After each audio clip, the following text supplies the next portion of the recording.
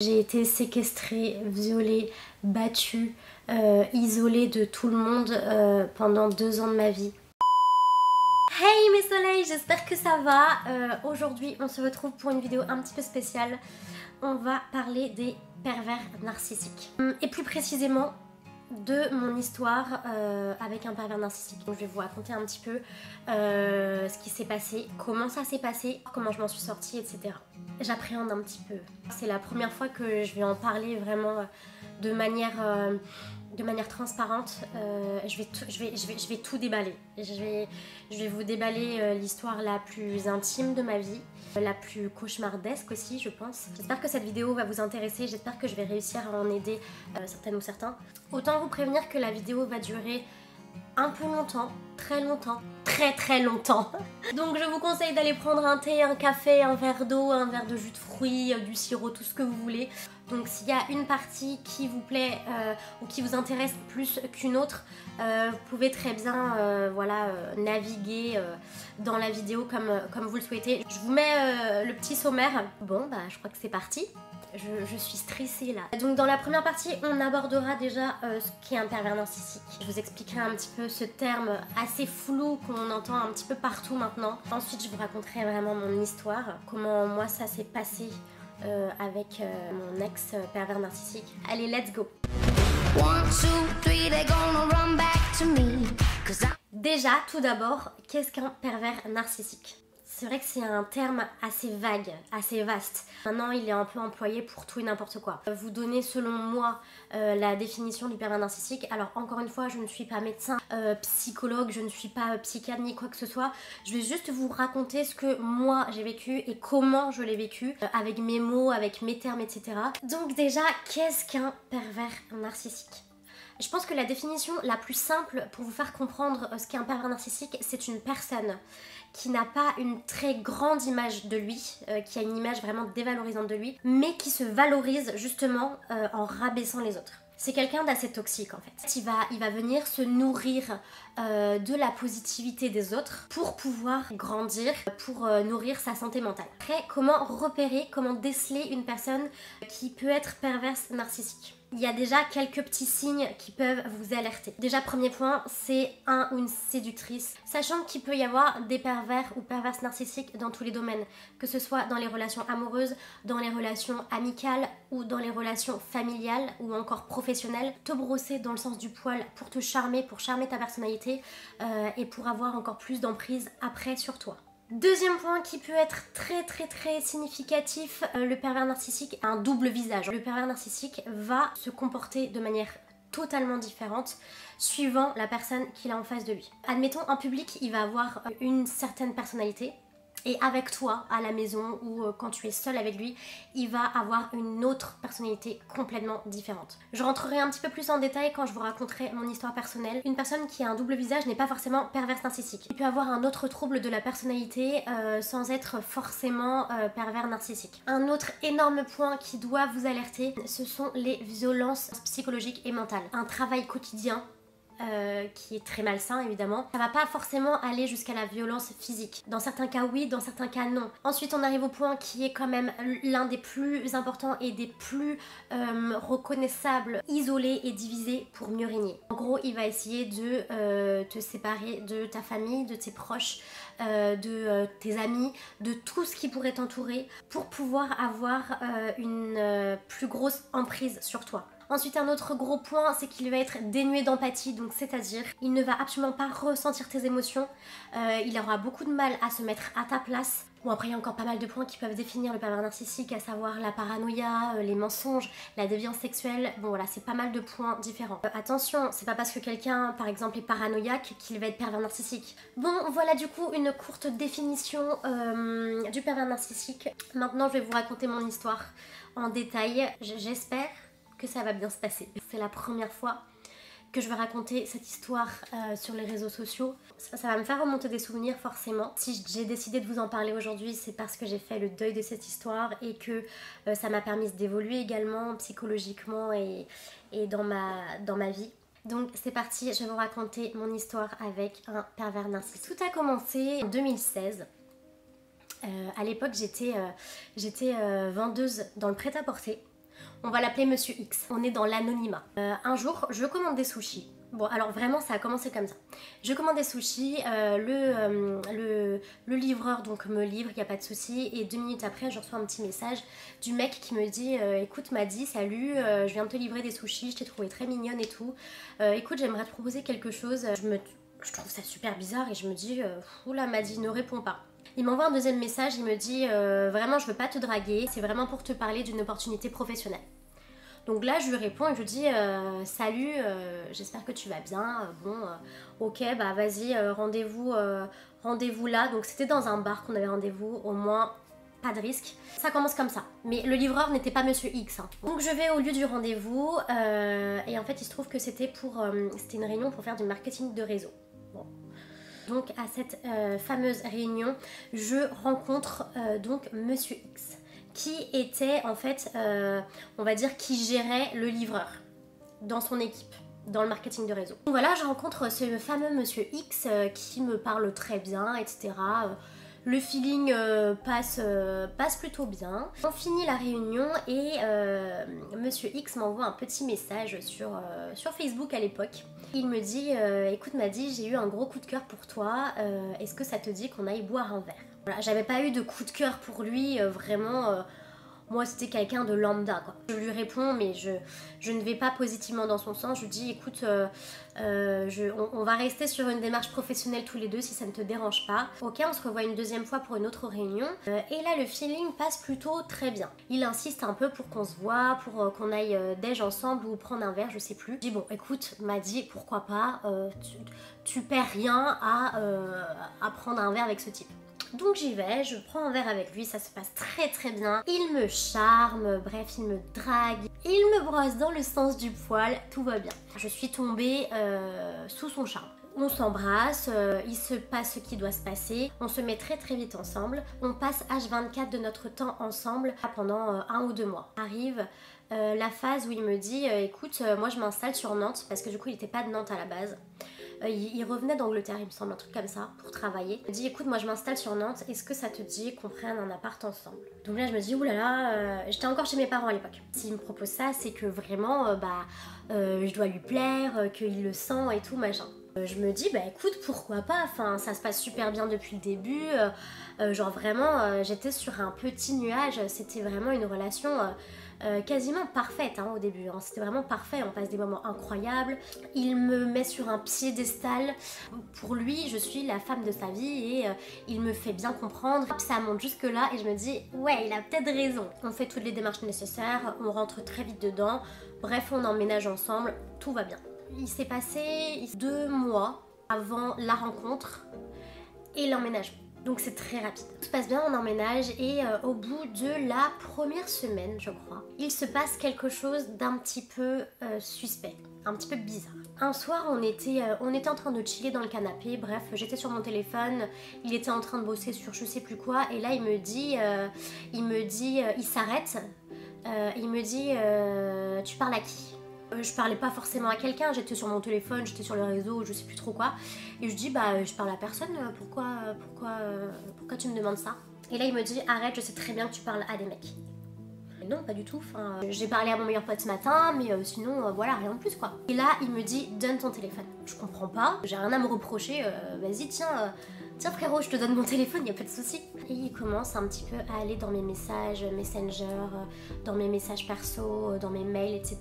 Pour voir à qui je parlais, qui m'envoyait des messages. Je savais très bien que j'avais rien à me reprocher, donc bon, je m'inquiète pas. Sur chaque message de chaque garçon à qui je parlais, c'est-à-dire à chaque pote à qui je parlais, il a tilté. Donc il me disait et lui c'est qui, et t'as couché avec, et machin, truc. Bon, moi du coup forcément je me justifie, je dis non ça c'est un pote, il bosse avec moi, ou ça c'est un pote, on a fait de la musique ensemble, ou... voilà, je justifie chaque conversation que j'ai avec chaque personne. Parce que même mes potes filles, ils me posaient pas de questions dessus. Là il s'arrête, il me dit ah ouais en fait t'es vraiment une grosse salope. Il me regarde et il me dit en fait tu t'es tapé tout Nantes. Pardon, qu'est-ce que tu es en train de raconter? Et là il me dit non mais c'est bon, je le sais t'es une grosse salope. Oui j'ai des ex, oui j'ai eu des relations amoureuses avant toi, j'ai une vie avant toi, normale, enfin voilà quoi. Et là il commence à se mettre dans une colère noire, prend par le pull, il me soulève, il me dit écoute-moi bien espèce de grosse pute, tu vas me dire la vérité, sinon tu vas voir ce qui va se passer. En fait il a vrillé, il me jette contre le mur et là il me prend par le cou, il me dit écoute-moi bien, tu ne sortiras pas d'ici avant que j'ai eu la vérité. Je me regarde dans les yeux, il me violente contre le mur, il me prend par les bras comme ça, très très fort. Et il me chope mon téléphone, mon ordinateur et tout moyen de communication. Et il m'enferme dans la chambre, à double tour. Donc j'étais séquestrée dans la chambre sans aucun moyen de communication ni de sortie. Je commence à pleurer, je commence à lui dire oui je suis désolée. Parce qu'en fait là, moi mon but c'était vraiment de sortir de l'appartement parce que j'étais enfermée, j'étais séquestrée. Excusez pour qu'il m'ouvre. Je commence à sortir un petit peu toutes les excuses possibles et inimaginables pour qu'il m'ouvre cette putain de porte. Il se passe toute la nuit comme ça. Et le lendemain matin, je me réveille, j'ouvre la porte et en fait il m'avait déverrouillé la porte. Mais il n'était plus dans l'appartement. Mon téléphone était posé sur la table, sur mon ordinateur. J'avais l'impression d'être dans un rêve en fait, d'être dans un film policier où quelqu'un m'avait séquestrée toute la nuit. Donc je reprends mes esprits et là j'entends la clé dans la porte, c'était lui qui revenait. Je me retourne, je le vois complètement transformé. Genre vraiment il avait pas du tout la même tête que la veille. Il me dit ça va mon cœur? Ça va mon cœur? Pardon? Mais qui es-tu? La veille, il était en train de me violenter, il m'a séquestrée toute la nuit et là il rentre comme une fleur, il me dit ça va mon cœur? Je me dis ok, bon, ça se trouve il s'est calmé, ça se trouve on va pouvoir discuter, faire la paix et tout machin. Il faut savoir que j'étais déjà sous son emprise. Ça se trouve il est jaloux ou j'ai fait quelque chose de mal et c'est moi la fautive quoi. C'est cool, il est là, on va pouvoir discuter. Je lui dis ah t'es rentrée, t'étais où? Enfin, je suis désolée pour ce qui s'est passé. Et elle me dit ouais on va pas reparler de cette histoire. Ça rentre dans l'ordre, bon je me dis voilà c'était une mauvaise passe, peut-être qu'il était vraiment très jaloux de quelque chose, bon je me pose pas plus de questions que ça, voilà.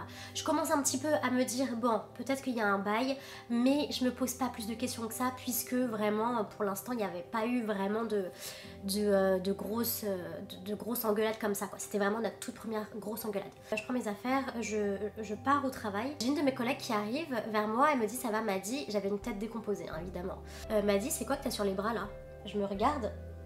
J'étais couverte de bleu parce qu'il m'avait serré tellement fort. Je dis à ma collègue non c'est rien, je me suis cognée, je marque très vite et je me suis cognée. Bref, on vit notre relation à fond et tout machin, mais je suis quand même assez alertée par certaines choses, donc c'est à dire que sans fouiller dans son téléphone ni son ordinateur, je vois souvent qu'il reçoit des messages et tout de filles. Bon je me dis ça se trouve c'est pour le boulot etc. Bon je m'alerte pas trop. Il se trouve que lui avait mon code de téléphone mais moi j'avais pas son code de téléphone. Pour moi c'était la confiance. Mais il y a quand même certains signes un petit peu de jalousie possessive excessive qui prenaient parfois le dessus. Jusqu'au jour où tout a dérouillé parce qu'il me manipulait tous les jours. C'était vraiment un travail constant, quotidien sur mon cerveau pour me dire que j'étais sa chose, j'étais à lui, que je n'étais rien sans lui et du coup moi je m'en persuadais. Pour moi j'étais amoureuse de lui, pour moi il n'y avait personne d'autre, je devais tout abandonner pour lui quoi. J'avais vraiment des créneaux horaires pour aller voir mes parents. Mes potes non, je n'allais pas les voir. Si c'était des potes gars, c'était niette, interdiction. Des filles, je devais lui envoyer des messages constamment, toutes les 10 minutes pour lui montrer que j'étais bien en train de boire un verre avec une copine. Ça, c'était plein de petits signes durant la relation. C'était un enfer. Vraiment, j'ai vécu un cauchemar, mais attention, ce n'est que le début de l'histoire. Donc on continue notre petit bonhomme de chemin. Oui, c'est une expression de vieux, mais vous n'en tiendrez pas rigueur. Je rentre du travail, il m'avait préparé un petit plat, j'avais eu le droit à des roses et tout, bref, la romance. Et du coup, on commence à s'engueuler, évidemment, et il se casse de l'appartement. Je reçois un message le lendemain, il me dit écoute c'est terminé, je rentre dans le sud, parce qu'il habitait dans le sud, enfin ses parents habitaient dans le sud, je rentre dans le sud, quand tu rentreras du travail demain, il n'y aura plus mes affaires et tout. J'essaie de le rattraper et tout machin. En fait je venais de perdre l'homme que j'aimais, donc j'étais forcément triste quoi. Le 22 février, date de mon anniversaire, donc là petit message de lui, joyeux anniversaire mon amour, machin truc. Donc j'étais contente, j'étais trop contente. J'ai été con, je rentre à la maison, ça y est, j'ai envie de te retrouver machin. Là j'ai le malheur de lui dire, bah écoute je pense que je vais faire une petite soirée avec mes copines, voilà on va boire des coups, ensuite on ira sûrement en boîte, voilà on va s'amuser un peu quoi. Grosse erreur. Et c'est là que recommence le cirque. Mais ça va pas, t'es vraiment qu'une grosse. Et je commence à lui dire non mais excuse-moi mon amour, vraiment, si tu veux pas que je sorte, je sortirai pas. Et puis voilà, bon, il se trouve que du coup je ne suis pas sortie. Je ne suis pas sortie car il m'a prouvé par A plus B que si je sortais, bah ça allait très mal se passer et que on se remettrait pas ensemble et qu'il reviendrait pas. Donc bref. Il se trouve qu'il m'a eu encore une fois, j'ai passé ma soirée d'anniversaire toute seule. Donc il rentre quelques jours après, mais il était encore très en colère du fait que je n'ai même eu l'idée de sortir sans lui. Bon voilà, il était très en colère. Fil en aiguille, en 2 ans de relation, réussi à me détruire. Il m'a détruit psychologiquement et physiquement. Déjà j'ai perdu 15 kilos. J'ai jamais eu de soucis avec la nourriture. Vraiment. Je n'ai jamais été anorexique ni boulimique, mais j'ai perdu 15 kilos parce que ma santé mentale n'allait pas bien. Tout était sous contrôle, j'étais sa chose, j'étais sa poupée avec qui il jouait tous les jours et qui prenait un malin plaisir à garder enfermé, quoi. Pour vous résumer un peu, c'était à base de relations non consenties, relations sexuelles j'entends. Il avait des délires très très bizarres au lit, mais que j'étais obligée d'accepter. Parce que si je n'acceptais pas, c'était pire. Si je n'acceptais pas de faire ses fantasmes les plus sombres, ça se passait très mal. C'est allé jusqu'au viol conjugal. Hein. On va dire qu'il m'a... c'est trop dur. C'est trop dur les gars. C'est allé très loin. Hein. C'est allé très loin. Il m'a violée jusqu'au sang. Voilà. Il m'a déjà frappé à en avoir des bleus partout. Il m'a séquestrée aussi. Et il m'a surtout violentée psychologiquement. J'étais un légume. Je n'avais plus rien. Je n'avais plus de relations amicales. Je voyais à peine plus ma famille. Il m'a détachée aussi de mon frère. Parce qu'en fait, mon frère, depuis le début, il avait vu clair dans son jeu. Du coup, pendant quasiment 2 ans, je n'ai pas vu mon frère. Ça a été compliqué de ne pas voir mon frère et d'être en froid avec lui parce que je lui ai dit des choses très très dures pour défendre du coup Monsieur X. Plus d'amis forcément, enfin si j'en avais encore mais du coup je les voyais plus. Tout le monde se demandait pourquoi je n'allais plus aux soirées, etc. J'avais plus trop le droit à rien, sauf si c'était avec lui. J'avais plus le droit de m'habiller comme je voulais. Les jupes c'était non, les robes c'était non, les shorts c'était non. D'ailleurs, petite anecdote, il y a un jour où j'ai acheté une salopette à mon ancien magasin, je la trouvais trop trop belle. J'ai perdu tellement de poids que même la taille la plus petite était trop grande. Mais bon, ça faisait un petit effet boyfriend un peu loose, très joli, donc voilà, j'avais pris cette salopette. Du coup, je l'avais pas montrée, je l'avais mise le lendemain matin pour aller travailler. Je lui montre la salopette. Il me regarde, il me dit tu te fous de ma gueule là. Vers moi, il m'arrache mes vêtements, il m'arrache ma salopette. Et là il me dit tu veux vraiment me manquer de respect comme ça? Qu'est-ce qu'il y a? Enfin on voit pas mes jambes, on voit pas mes bras. Enfin c'est quoi le problème avec cette salopette? Elle était un peu grande sur les côtés, vous voyez comment c'est fait une salopette, elle était un petit peu grande, donc quand on regardait comme ça, on voyait à peine mon shorty, mais à peine quoi, fallait vraiment se pencher. Ah, il commence à prendre mon shorty, à me l'arracher, il me dit mais en fait t'es qu'une grosse salope. Mais je lui dis mais non, je savais même pas quoi lui dire. Il t'iras pas travailler comme ça. Il se lève, il va vers la porte et il m'enferme. J'étais déjà à la bourre, il fallait que j'aille travailler, bref. Écoute-moi bien, si tu sors comme ça, ce soir je ne suis plus là. C'est moi qui était d'ouverture, donc c'était la merde et tout. Je le pousse, je prends mon téléphone, je prends mon sac, je chope les clés, j'ouvre et je me barre au boulot. Je reçois un petit message de lui et il me dit chapeau, comment tu me manques de respect, t'es allé travailler comme ça, ok, je pensais pas du tout que t'allais aller te ridiculiser avec une telle tenue au travail. Ok, ce soir je suis plus là. Me mettre en 1000 morceaux, je suis pas bien, j'arrive en pleurs au travail. Je reçois une petite photo de lui le midi avec ses valises de prêtes. Écoute, mes valises sont prêtes. Si tu m'envoies pas une photo où t'es changée, je me barre. J'ai fait ce qu'il a dit. J'ai fait ce qu'il a dit. Je me suis changée. Bref, on se rabiboche, on se réconcilie. J'avais subi tellement une journée dure que je me mets à pleurer en rentrant. Il me dit mais qu'est-ce qu'il y a mon amour, t'es la plus belle. Ah, c'est à cause de la petite altercation de ce matin. Je vais pas rentrer non plus dans toutes les histoires qui se sont passées, mais c'était vraiment à base de ça, c'était à base de grosse jalousie. La nuit quand je dormais, il prenait mon téléphone pour regarder mes messages, il les laissés en non lu pour que je les regarde le lendemain matin, et le lendemain matin il me posait des questions. T'as reçu des messages de mecs? Moi je ne voyais pas la notification, je fais bah non, non. Et en fait je voyais plus tard dans la journée qu'il avait déjà ouvert les messages et que du coup forcément j'avais pas pu lire les messages, j'avais pas eu la notification. De toute façon je vais vous mettre quelques petits screens de ce qui s'est passé. En gros c'était quand même pour vous montrer qu'un pervers narcissique, c'est vraiment quelqu'un qui va t'utiliser, qui va racler à fond ta personnalité jusqu'au bout pour s'en nourrir jusqu'à t'épuiser psychologiquement et physiquement. J'ai été séquestrée, violée, battue, isolée de tout le monde pendant 2 ans de ma vie. J'ai eu beaucoup de chance d'être entourée à la fin de ce cauchemar. La fin, comment ça s'est passé. Surtout qu'en fait, quand tu es dans une relation comme ça, tu ne te rends pas compte de l'emprise qu'a la personne sur toi, tu ne te rends pas compte, tu es vraiment dans ta bulle. C'est comme une drogue en fait. C'est une drogue, tu as besoin de ta dose tous les jours. La personne en face, petit à petit, te fait comprendre que c'est toujours toi le problème. Donc forcément, à chaque fois, tu t'excuses, tu te remets en question. Un cercle infernal, c'est un véritable enfer et personne ne peut t'aider parce que cette personne-là, comme il a un double visage, va se montrer très charmeur, très parfait aux yeux du monde. Quand tu vas sortir avec lui dans la rue, voir des potes, voir ta famille, il va vraiment se montrer avec son meilleur visage. De façon à ce que les autres pensent que c'est vraiment le mec parfait. Je pense qu'il n'exerçait pas cette pression que sur moi. Je m'entendais très très bien avec ses parents, très bien avec sa mère, sa soeur, son père. Que j'ai aussi assisté à des moments horribles. Il parlait à sa mère de manière... J'avais de la peine, ça me brisait le cœur. Il parlait à sa mère comme un chien, comme si c'était son esclave.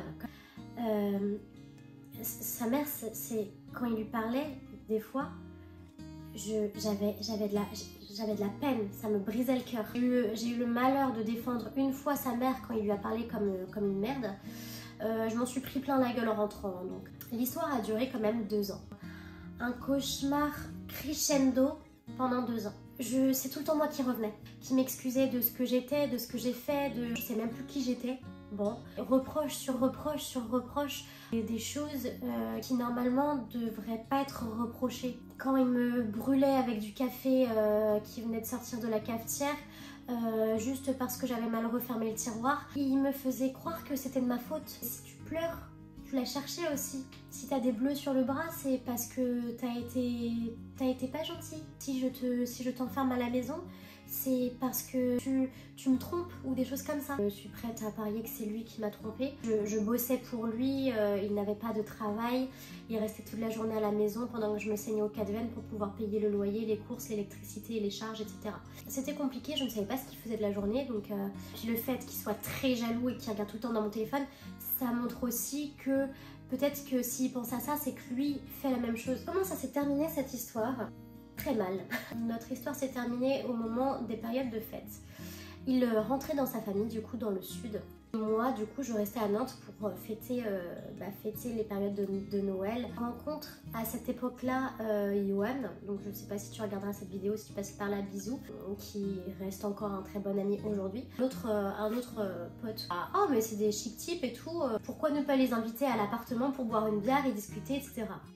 Comme je suis une copine très honnête et très sincère et que j'étais encore assez piquée par Monsieur X, je lui dis mes plans et tout, et là, j'ai payé ma sincérité, très très cher. Et là je me prends une vague de haine en mode t'es vraiment qu'une grosse chienne, qu'une grosse salope, tu vas encore te taper tout Nantes, machin truc. Bon, classique, j'étais habituée. Que du coup mes 2 potes étaient là quand Monsieur X m'envoie ça. Jusqu'au moment où Monsieur X me demande de faire un FaceTime pour me prouver qu'ils sont bel et bien partis.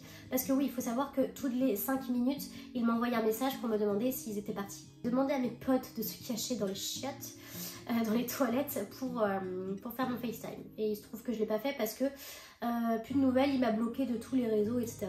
Donc voilà. Là, je prends mes clics et mes claques et que je décide de le quitter. Je dis écoute, Monsieur X, c'est terminé. Tu n'arriveras plus à me faire du mal. Il faut savoir que je commençais un petit peu à me désintoxiquer de lui. Ça faisait déjà 2-3 semaines qu'il était parti. Je commençais à me dire Ok, cette relation n'est pas normale, ce n'est pas normal, ce n'est pas de l'amour, c'est toxique. J'avais Marine, ma meilleure amie, qui était là aussi pour moi, enfin je commençais vraiment à réaliser que c'était pas sain. Donc je l'ai quitté, au bonnet du forme par SMS, il ne méritait que ça de toute manière. Évidemment, toutes les insultes de la terre, je suis la pire personne de la terre, je ne mérite que de mourir, je ne retrouverai plus personne après lui parce que je ne mérite rien du tout, je ne mérite pas le bonheur, bref. Vous pouvez imaginer un petit peu l'ampleur des insultes. Il se trouve qu'après, il y a eu la période du 1er de l'an. J'invite mes copains à la maison et donc on fait la fête à l'appart. Il faut savoir que tout était à mon nom parce que c'est moi qui déboursais la thune. Bon voilà. Donc c'était mon appart. Et Dieu merci qu'on avait fait le bail à mon nom. Bon, j'avais pas eu de nouvelles de Monsieur X depuis. Je me dis c'est cool, on fait la fête et tout, machin, truc, tac tac tac. Le lendemain, ma meilleure amie vient pour m'aider à ranger. Trop mignonne, elle me fait un petit plat et tout machin. Et mes parents aussi arrivent pour m'aider à ranger l'appartement. À cette époque-là, mes parents, je leur avais déjà un petit peu expliqué l'histoire. Et là, qu'est-ce qu'on entend? Clic-clac, la clé de mon appartement. C'était qui? Monsieur X, qui rentrait à l'improviste, sans m'avoir prévenu, évidemment. Je pense qu'à ce moment-là, il est rentré à l'improviste pour essayer de me choper en train de, je sais pas, peut-être d'être avec un mec ou quoi. Me montrer que j'étais pas une bonne personne. Quand bien même j'aurais été avec un mec, on n'était plus ensemble. Il arrive et il y avait mes parents. En confrontation avec mes parents, Monsieur X regarde mon père, il lui dit droit dans les yeux, qu'est-ce que vous faites là vous? Je me dis pardon. Il parle comme ça à mon père en plus. Et mon père choqué se dit mais wesh frérot, qu'est-ce qui t'arrive? Mon père dit à Monsieur X, écoute, tu ne parleras pas à ma fille, si tu veux parler à ma fille, c'est à moi que tu parles. Il faut savoir que mon père c'est quelqu'un de très sanguin et j'ai senti que ça n'allait pas bien finir. Mon père c'est quelqu'un de très réfléchi qui se dit bon, on va se la jouer intelligent. Il regarde, il me dit écoute, ma fille va partir avec maman, tu vas me laisser avec Monsieur X, on va régler ça entre hommes. Et là, c'est peut-être la dernière fois que je vois mon père en fait. Qu'est-ce qui va se passer? Je prends mon téléphone, j'appelle la police. Je peux pas vous raconter toute l'histoire, mais venez tout de suite. Clic, clac, boum. 5 minutes après, 3 flics. Je les remercie. Vous allez nous sauver là. C'est madame, rentrez chez vous. Mais je suis chez moi. On se charge de ça. Je prends mon chat, Nala. Je rentre avec ma mère. C'est comme ça que se termine l'histoire avec Monsieur X, le pervers narcissique. Je n'ai plus jamais entendu parler de Monsieur X. Fin de l'histoire. J'ai eu énormément de chance d'être bien entourée. J'ai eu ma meilleure amie, ma famille était là aussi, mais autant vous dire que ma famille a été traumatisée et choquée pendant très longtemps. Ils le sont encore. Après j'ai rencontré un homme très bien avec qui ça s'est super bien passé. On s'est mis ensemble, c'était absolument pas une relation pansement parce que je l'ai aimé très fort. Il n'y a rien eu de toxique. J'ai vécu une relation d'amour très jolie juste après. Que c'était le responsable de la salle de sport où j'allais. Montrer que tous les hommes ne sont pas comme ça. J'ai vécu un cauchemar pendant 2 ans, mais j'ai eu la force de me réinvestir dans une autre relation après avec quelqu'un de très bien, de très sain, qui m'a énormément aidée sur tout point. Je suis réparée toute seule par l'amour de mes proches et par le soutien. Je suis apaisée au jour d'aujourd'hui. Même si cette histoire n'est qu'un mauvais souvenir, je me sers de cette histoire pour avancer, pour être quelqu'un d'encore meilleur. Au jour d'aujourd'hui, je suis très heureuse. Je suis très épanouie. Et voilà, c'était ma descente aux enfers sentimentale. N'hésite pas à t'abonner, à liker, à laisser ton petit commentaire. N'hésitez pas à venir me rejoindre sur les autres réseaux sociaux, TikTok et Insta. Je réponds à tous les DM sur Instagram. Je vous dis à dans une prochaine vidéo. Je vous fais des gros bisous. Prenez grand soin de vous. Et le mot de la fin, gardez le sourire.